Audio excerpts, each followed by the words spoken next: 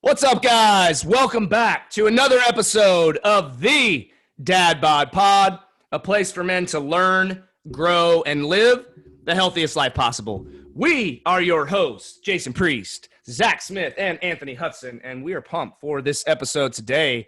If you are a brand new listener, first of all, we do not run ads on this show. We will never run ads, and if you get value out of today, please take 10 seconds out of your day. Drop us a quick review. That's what helps grow the show and gets the show into the ears of more men who could potentially change their lives. If you are also brand new, highly encourage you to go back and check out some of the prior episodes. We have a ton of content. We're over 125 episodes deep now. There's pretty much everything that you want in terms of health. And so highly encourage you to go back and check out some of those. If you are a long-term listener, thank you so much for being here. We greatly appreciate your continued support. And if you've not dropped us a quick review, that's all we ask, man. Just do us that one favor. We're going to keep cranking out episode after episode every single week for you guys. And so that's the one little thing that helps our show out tremendously is your reviews and your feedback. And if you have content suggestions, if you want us to cover a certain topic, you want us to go deep on something for you specifically, put that in the review and we'll definitely consider it moving forward. So thank you guys so much for being here. Today's episode is going to ruffle some feathers, but it's a needed episode. I'm excited to talk about that today. Today, we will be covering mediocrity in our society, the softening stance, and how average has become almost the standard, and how losers mentality is becoming much more widely accepted over a winning mentality. And we're going to help you cut through some of that nonsense so that you do not fall victim of the losers mentality. Zach and Anthony, what's going on, gentlemen? How's it going today? I'm excited for this episode. Absolutely. Yeah, me too. I think it's tough, right? It starts at an early age, and if we don't break out of those habits and that mentality, it continues on through life. And the last thing we want is to look back on life and realize we didn't give it our all, and realize that we could have done better and could have, thinking back on things, could have maybe one decision or focusing on winning versus just being average and not doing our complete best. I mean, how could that change the trajectory of your life, right? So I think this is a great topic. I think it's crazy how there's participation ribbons and all these things given out all the time to help justify that, hey, we're all here just to kind of just skate by and I don't know. It's so crazy to me. Hey, like, we're all not how I was raised. Not how I was raised. What's up, my man? Hey man, what's going on, guys? I'm doing great. I actually love this topic because I hate I'll tell you straight up right now, I hate how widely accepted mediocrity has become to the point where, like you said, it's a standard in our society now, and it's not right. It's not right. One thing you've heard me say before, right? Like when people are born, people don't look at their kid and be like, "Wow, this is going to be one great kid, one mediocre kid." You know what I mean? Everybody always expects great things out of their children, but why the hell has mediocrity become so damn standard? I don't get it. Yeah, dude, and it pisses me off too. And I'll just tell you, I'll just tell you this first, and then I want to dive a little bit deeper on the potential or the possibility of when this all started. So, basically, with my wife and I, so there's kind of a fine line, right? Like my son just turned 6.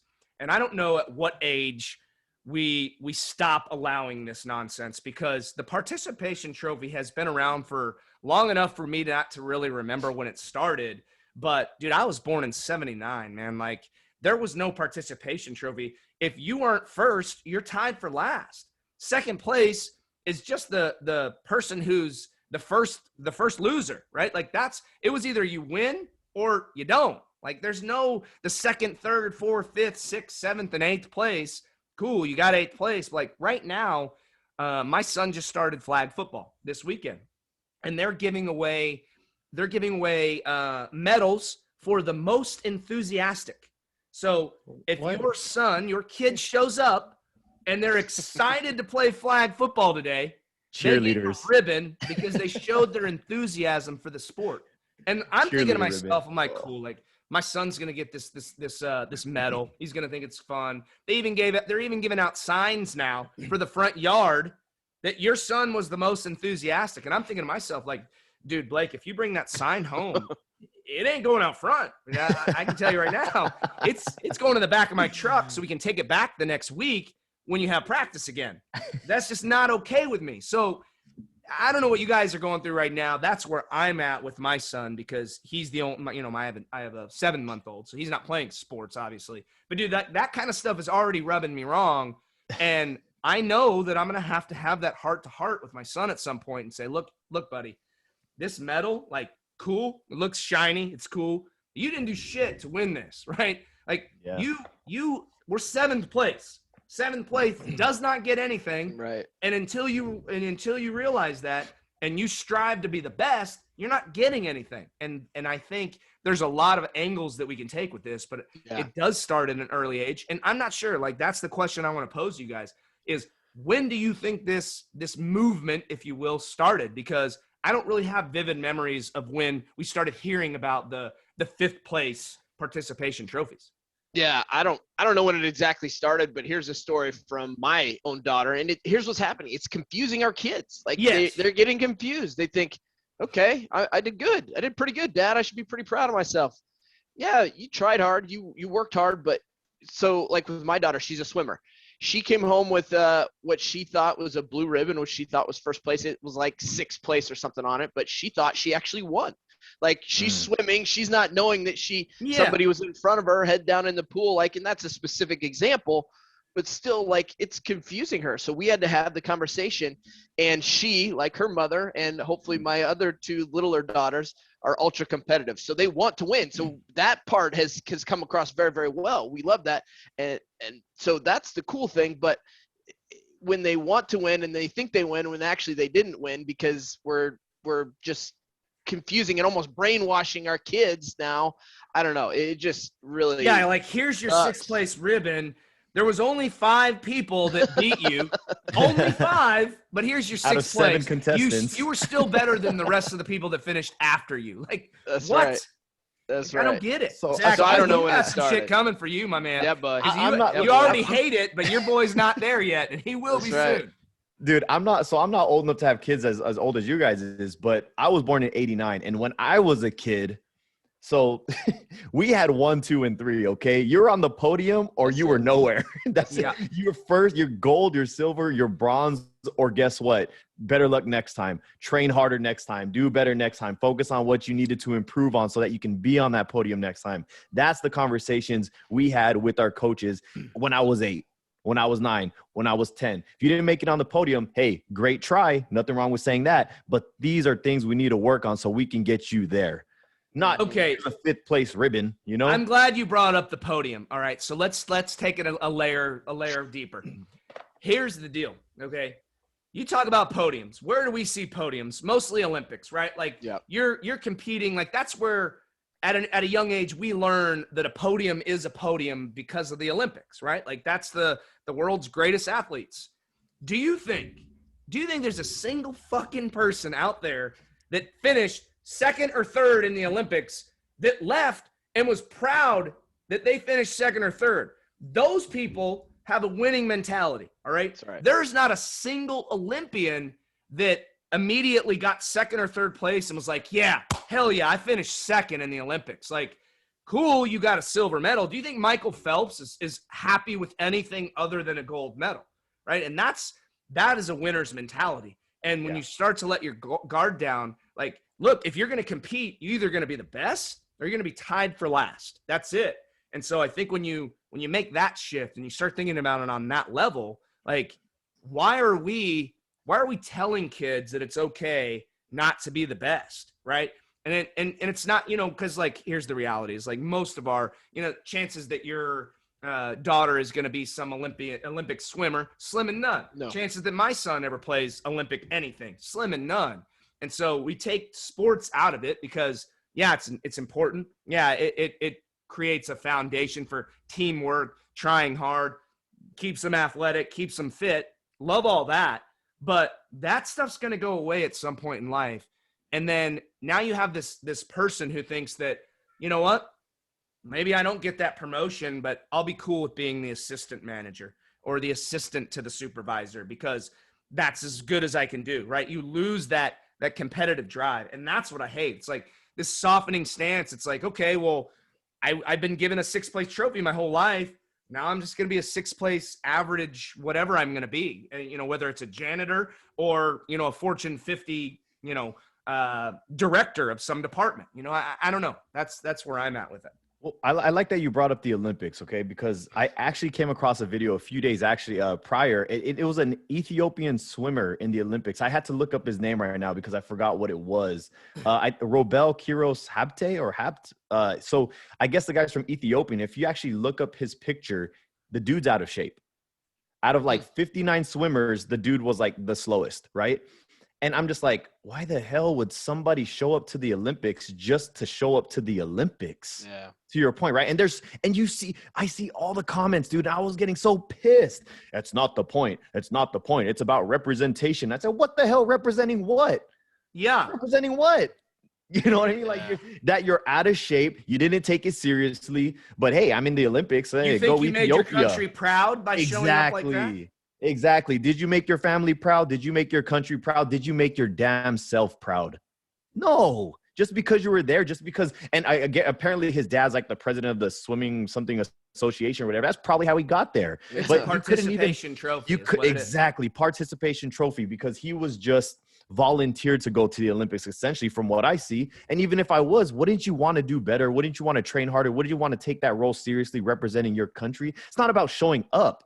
It's actually about putting in the work and doing what you can to do the best you can and going for gold. Whether you have a shot at it or not, it's about the effort you put forth to become the best, right? And that winning mentality has to carry through in every area of your life, right? Like, and that's the thing is, I don't even know, at what point I'm going to be able to have this chat with my son. It's going to be very soon. My son does not seem like, and some of this is on me. We have not, I've got a baby, and so he's not fully entrenched in sports as some other kids. Plus, with the pandemic, we had issues with getting him in. He wanted to play basketball. We tried. He's pretty tall for his age. He's like, I think yesterday he was the tallest kid out there, and there were some kids that were older than him.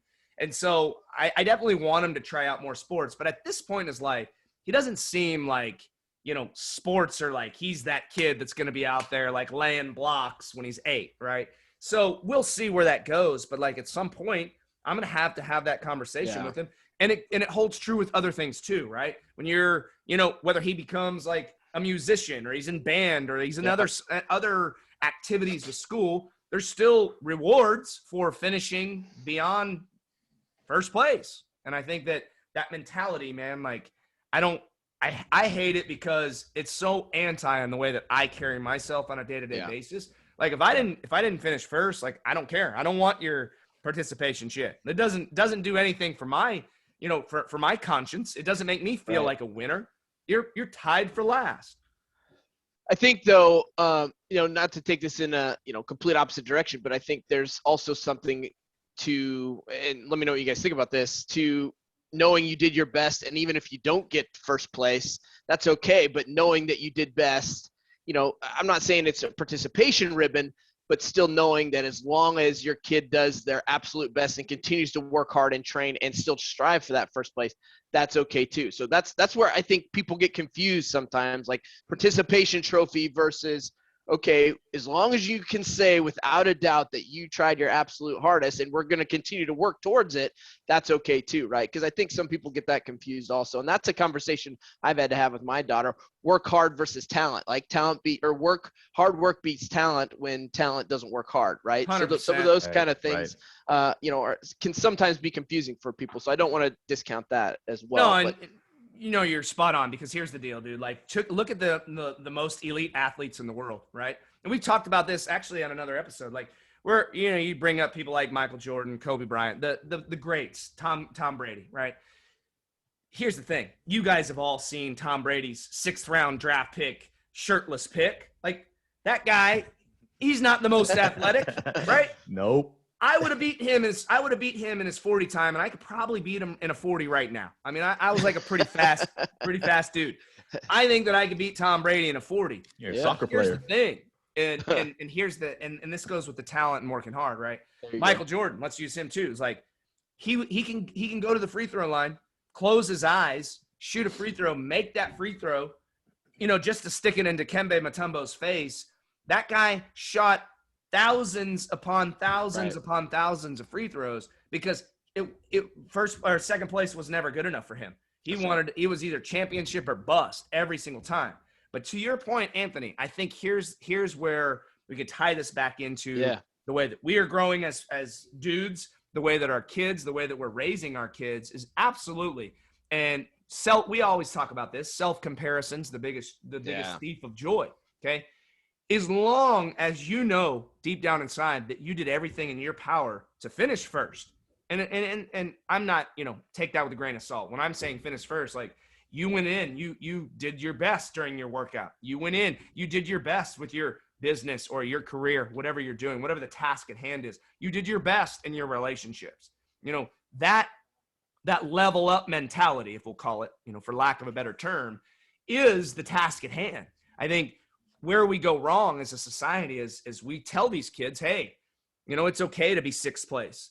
And then you get these kids that come out and they start to expect things. They start to expect that things are just given to them. Yeah. They expect that they don't need to work hard to become the best of the best, whatever their career is. Yeah. They go to college and graduate with an art degree that they paid $80,000 for and wonder why the fuck they can't get a job now. Right? Like and the expectation is there, like, hey, I went and got my college degree that you told me that I needed, and now I can't get a job. It's this almost like expectation mentality, like I deserve things because at a young age I was given a sixth place trophy, and now I deserve whatever the hell I want without having to work hard for it. And that is what pisses me off the most. That's right. Nope. Yeah, no, I absolutely agree. I absolutely agree with everything that you said, Anthony and Jason. Shoot, like I said about the Ethiopian swimmer, right? It's not the point. It's not the fact that he got 59th place. It's about the fact that he got 59th place looking like not a swimmer. He didn't even try. He didn't even try. I mean, was he a great swimmer? Yeah, sure. He's better than most people in the world, but so what? You're in the Olympics. You know what I mean? You got to represent. You got to put in that work. So I think a lot of people, when they say that, oh, I tried, you didn't put maximum effort. You cannot say without a doubt that you gave maximum effort. So if that's the case and you ended up getting last place, you know what? If you put max effort, guess what? Get up, dust yourself off, learn what you need to get better at. And next time, maybe you get middle. And then next time, maybe you get fourth, maybe you get second. You know what I mean? And then you get better from there on out. But the thing is, most people will say, I tried. No, you didn't. Shut up. You're just accepting average, though. You're just accepting it. Like, that's it. You're lying to yourself by saying that you really tried. And that's the thing, is like going back to, I had a guy on here not long ago. I forget his name. His name escapes me at this point because I do a lot of interviews, right? But he said that anybody, like, he used this example that if you're 50 pounds overweight right now, it's because you're choosing to be 50 pounds overweight. Damn right. And I posted that in our group not long ago, right? Damn right. And most guys echoed that sentiment. There are exceptions to every rule. But here's the thing, is like, if you are telling yourself, like, you're 50 pounds overweight, you're telling yourself you're trying your hardest, you're trying your best. You're not trying your hardest and trying your best if you're 50 pounds overweight and you've been that way for the last 3 years. You're not trying at all. That's the thing, is like, in most situations, we have been conditioned to lie to ourselves because average is okay. It's this acceptance. It's this shift towards, hey, like, we're just going to rely on the government for everything. We're going to rely on I deserve things that I don't have right now. And that that softening stance, that average mentality is why we're seeing this like big push towards, the media, right? It's okay to be average. It's okay. You're having a bad day. Just go meditate for 4 hours. It'll be okay. Like, no big deal. And we're getting further and further away from it. That's why I think that the winning mentality is becoming very rare to find, right? And that's why we value our network so much, is that getting around other people who want to win and aren't okay with second place. They're not okay with their competitor kicking their ass on a week-to-week basis, and they're going to strive to do their best to beat that competitor. There's so many little nuances where we could go down, each of those avenues, but that's the task at hand for me, is like making sure that my sons grow up knowing that, hey, like, sixth place ain't shit, dude. If you want to do something of relevance in this world, like, you got to be better than sixth place. That's right. Damn right. And this might be going on a tangent, but I want to know what you guys' thoughts are on this, man. Okay, so minimum wage. All right, the whole minimum wage debate right now, Let's right? do it. Everywhere they're trying to bring it up to 15, right? But everybody right now who's getting paid minimum wage, a lot of comments that I see are always, "Hey, minimum wage, minimum effort," right? But at the same time, they want to raise it to $15 an hour. So I'm like, what? So I want to know. I'm curious. What do you guys think about that whole topic? And if this is too much on a tangent, make it quick. But that's another mentality that I see here with all these people. Like, you know, if you have a minimum skill set, then you're going to get paid minimum wage. That's just the way it works. Why the hell do you want to raise it? What do you guys think about that? I think ultimately people just think that somebody else is going to do their dirty work for them, or that, you know, it's gotten to a point where, you know what, if something bad happens, somebody's going to pick up the slack for me, right? We're going to, somebody, you know, whether it's the government or mom and dad or grandpa and grandma or my brothers and sisters, whoever it is, people that care for us. And maybe you don't have anybody like that personally, but it still falls back on, I'll figure it out, or somebody else is going to pick up the slack for me. I think, Right. and it's, I'm asking about this because we talked about kids, we talked about adults, and the people on the minimum wage are going to be those teenagers to like early 20s. You know what I mean? So this is just a different. Shit, there's a lot of grown ass men that are in minimum wage too. Mm-hmm. That's right. And they're the ones that pushing $15 an hour, right? Well, and here's the thing, like, and we don't have to go political on this because the reality, you guys both know this, like we're all aligned on this, but raising the minimum wage to $15 an hour literally does nothing but set our country back even more. That's right. And there's going to be, because here's the thing is you do that, and a lot of these small businesses can't afford to pay that to these people. And then a lot of the large companies are like, and we're already seeing this. They're like, Kroger's like, okay, Walmart, okay, you guys want us to pay minimum wage of $15 an hour? Well, we're just going to eliminate fucking half the checkout lines. We're going to go all robots. We're going to go all self-checkout. That's right. Pretty soon, you're going to be able to go into a Walmart or a Kroger, and there's going to be like 3 employees, right? The rest is all going to be automated. And so it's going to eliminate more jobs than people think. You want to get $15 an hour. Well, go get a career, go get the education. Shit, you can learn half this stuff off of YouTube. Go put in the time and effort that you need to earn $15 an hour or to earn $20 an hour. This is not rocket science, but people want those giveaways. They want to become dependent upon the government because it's the easier way to do it. It's the easy way out, right? How many people out there right now wanted the stimulus check? Now there's exceptions to every rule, right? There are some people who got really, really raked over the coals on this deal and can't find a job. And I'm not talking about those. But how many people out there right now don't want a job? They're relying on that stimulus check. They want more money given to them because they'd much rather stay at home, live off the government, and not have to go to work. There's a lot of people out there right now. I've heard a couple stories. If that stimulus check felt that good to you to go get that, imagine how it would feel to have a job, to have a consistent income. I mean, it doesn't make sense. Yeah. And that's that loser mentality. I won't even go too in depth with that, but I do know of a couple stories where people actually showed up to interviews just to tell the person that they actually don't want the job. They just have to take the interview so they can continue to get unemployment because unemployment paid them more than their job. So I'm not even going to get into all that crap, but let's call it bullshit because it is bullshit, right? Toxic. Obviously it's nonsense, right? That's pure BS. And the reason why I brought up the whole minimum wage mentality is because it's funny how people want more but want to do less. Right? It all comes back again to mentality, mediocrity, or in this case, inferior to mediocrity, because this is ridiculous what these people want for what they're trying to do. What people don't realize, like in the sense of a job, like if you want to get promoted, like it's weird, like how people have this mentality, because if you want to get promoted, the easiest way to do it is to learn more skills and make your boss's job easier. So they know when they need to get their shoes filled, they know who to go to because they know how to do their stuff, right? But how the hell, like, why are there so many people? I'm confused. Why are there so many people who want to do the minimum work for the minimum amount of money but they expect to get promoted after 5 or 10 years? What the hell mentality? Where did this come from? At the youth's age. And again, where did this come from though? Where? And I don't want to blame it on the participation trophy thing, but it's that mentality that's being carried across the board at a young age, right? These kids are being told, like, it's okay. You don't have to be the best. You're still going to get rewarded. And that, like, you start to have that as an adult, and now you feel like you deserve that promotion that you didn't even work for. Right. Well, and here's the other thing too. One, if parents aren't talking about it, the kids are just going off of what they see coming from their parents, right? So a lot of it's not what we say, it's what we do. Kids are always watching. They are always watching us. They see exactly how we come home. If they see if mom and dad are both on the couch watching TV instead of working during the day or whatever that looks like, right? I mean, that's how they learn, right?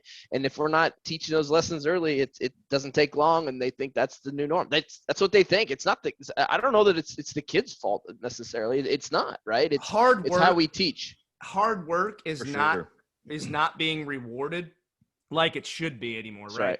That's the thing, is like, people, you know, if you want something, and we were taught this, all three of us, even Zach, even born in 89, you were taught from a young age, if you want something bad enough, you got to work your ass off to get it.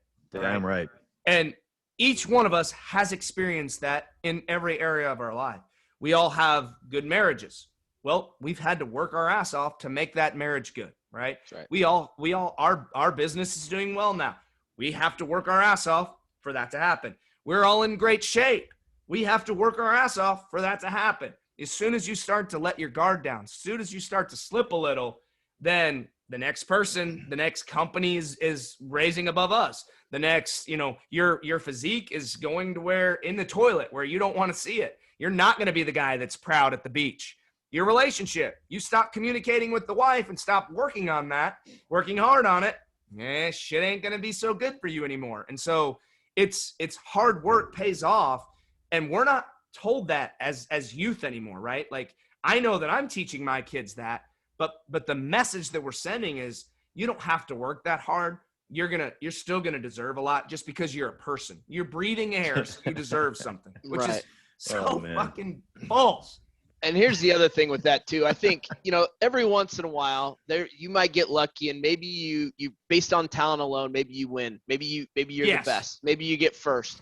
But I can promise you that if you work hard at it and you get a win because you worked hard, because you weren't the most talented person, or because you weren't the smartest or most experienced or whatever that looks like, but you actually worked day and night to get to that point, that's going to feel a hell of a lot better than it did just because you got there based on talent alone or got lucky. 100%. Right? So when that happens, then you are going to want to hold on to that win. When you get that taste of winning from that, because you earned it.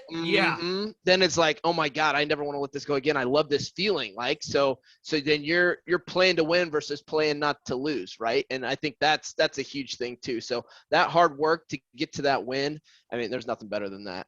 No, I can't agree with you more. I can't agree with you more. I think that's probably a good spot to close shop, dude, because we could go on and on. I think this could be like a 5-hour Joe Rogan style podcast, man, because dude, you guys have already seen, I'm fired up over it. And it pisses me off because I've got one kid who's fully entrenched in it right now. And I'm kind of just, I'm watching from afar. You know, I don't want to be the overbearing dad at practices. I don't want to be the guy that's screaming on the sideline. I'm just not going to be that guy. And so I'm just trying to take mental notes and kind of watching what's going on. But I'm prepping so that as I go through this journey with Blake, like, I already know what to expect with Colin, because I know it's going to get worse with Colin, right? Yeah. Blake's got 6 years on Colin. And so what is 6 more years of this softening stance with society going to do to Colin's generation, right? And so it's a challenge that as dads, we're all going to have to continue to fight.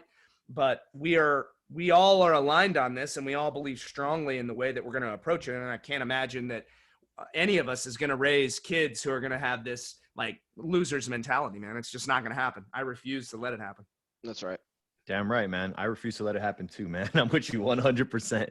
No losers allowed. No, dude. Mediocrity is unacceptable. Like, you can be the worst at whatever you do, right? Like, if my son is the worst flag football player on the field, you know, I need to see you trying. I need to see you putting in the effort so that you're not the worst anymore. It's not about you, you know, and to Anthony's point with the talent thing, right? If you don't have the talent, that's okay. We're going to continue to work on it.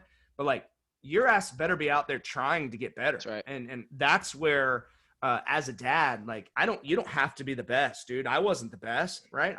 I played competitive soccer for a really long time, and I was good, but I wasn't the best. I mean, there were some guys on my team that played on our U.S. national team. Nice. So I wasn't in that kind of league. And that's okay. But you better believe I was out there every practice trying my damnedest to contribute to the team as a whole. And I think that's the mentality we got to hope for as long-term, is that, you know, because when our kids become professionals at whatever they're going to do, whatever their career, like part of our messaging with what we do is we want the guys that we help to be around to watch their children grow up to pursue greatness. I believe every child has the chance to pursue greatness. But if you're a dad with a losing mentality, soft ass mentality, immediate gratifications mentality, sitting on the couch watching Netflix and eating chips, I got news for you. Just like you said, Anthony, earlier, is that kids are going to do what we do way before they do what we say. Exactly. So they're just going to fall in line, man. A funny, like a joke that I joked around with my wife. I was like, man, we don't know what we're going to put our kid in. So my kid, Ace, I was like, man, what if he decides that he wants to be a ballet dancer or something? I'm like, well, guess what? I'm going to buy him some dope ballet shoes, and he better be the best damn ballet dancer in the world. Right. Whatever it is. And it ain't about, and look, and it isn't about if he becomes the best ballet dancer. It's about if he was at least put forth the hardest effort possible to become the greatest version of himself, right? That's what it's about. We're not going to be LeBron James. Maybe, you know, who knows? You maybe never know. Somebody's Not kid might likely, be listening. but Somebody who's listening right now might have a kid who might be the next LeBron James. You don't know. Sure. But, you know, for the most part, we're not going to be LeBron James. We're not going to be Tom Brady. We're not going to be Usain Bolt. We're not going to be Michael Phelps. But guess what? We can do our damn best to be the greatest version of ourselves we can. Yep. Better believe that. There we go. Boom. Love it. No, that is a great way to close shop today. Hopefully you guys got value out of today's episode. If you did, again, take 10 seconds, just drop us a quick review. That's all we ask. We are never going to run ads on this show. We respect your time too much. So you guys crush it the rest of this week. Today is Monday Momentum. Start your week, finish your week strong. We'll see you back next week for another episode of the Dad Bod Pod. Have a fantastic week. See you guys soon.